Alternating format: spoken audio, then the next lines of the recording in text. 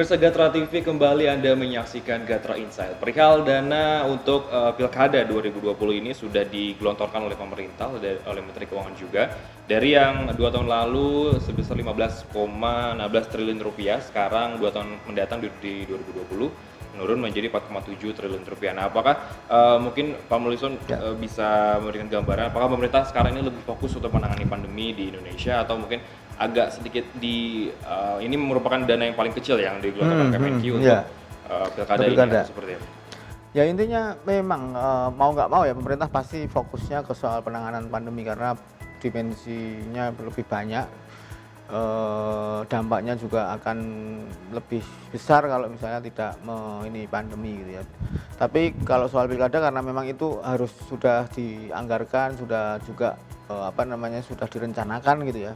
Mau nggak mau tetap harus dilaksanakan. Nah ini pas permasalahannya dananya berapa, persoalannya dan itu apakah apa saja yang bisa dipangkas. Nah ini yang pekerjaan teman-teman di Kementerian Keuangan dan Kementerian Dalam Negeri gitu, agar tetap terlaksana, mutunya bagus gitu kan, tapi ada efisiensi di sana karena duitnya sekarang lagi untuk penanganan COVID.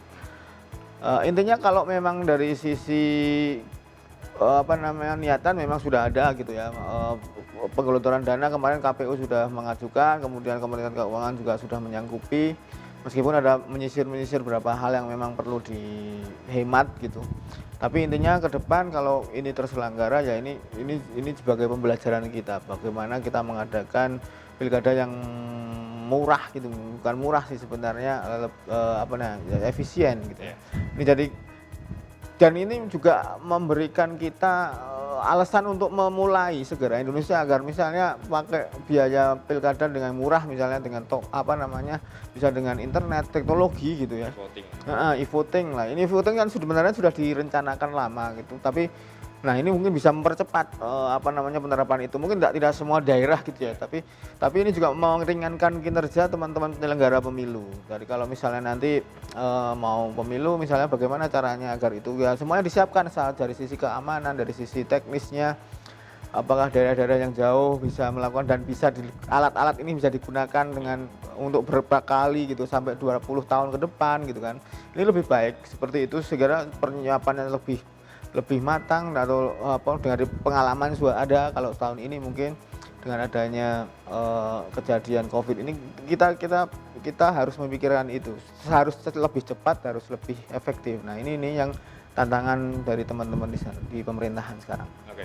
Nah ngomongin pilkada juga nih Pak Mulison, apa kira-kira yang wajib diketahui atau juga wajib diwaspadai oleh pemilih di tahun ini di pilkada 2020 ini terkait karena kan sekarang COVID ini pasti banyak beberapa kepala daerah yang memunculkan citranya sebagai kepala daerah yang baik. Apakah yang harus diantisipasi baik oleh pemilih maupun dari penyelenggara sendiri terkait mungkin pandemi seperti sekarang banyak yang memanfaatkan momen seperti apa? Benar. Jadi memang ya mau nggak mau ya teman sekarang banyak pimpinan daerah gitu ya memanfaatkan mungkin dana bantuan dan sebagainya. Nah ini masyarakat saya kira sebenarnya sudah kritis ya, tahu bahwa sebenarnya pimpinan ini tulus atau tidak gitu. Misalnya bisa saja menilai dari situ, kemudian bisa jejak ininya gitu ya, selama memerintah bagaimana. Kalau memang pemimpinan bagus, dia punya track record yang bagus, bagaimana dia memimpin, mengelola dana daerah, bagaimana pembangunan, bagaimana pemerataan. Nah ini juga jadi salah. Sebenarnya masyarakat tahu gitu, bisa melihat.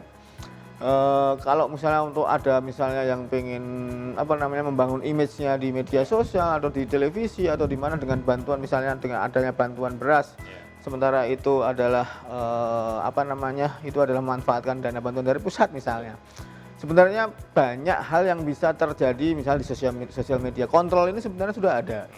Nah, jadi masyarakat sudah bisa melakukan itu. Saya kira ya kita berharap masyarakat juga belajar bahwa tidak termakan isu, tidak konfirmasi dulu misalnya ada hoax. Ya ini itu juga bisa terjadi dengan adanya sosial media tadi. Selain bisa melihat jejak seorang kandidat, tapi juga bisa dijadikan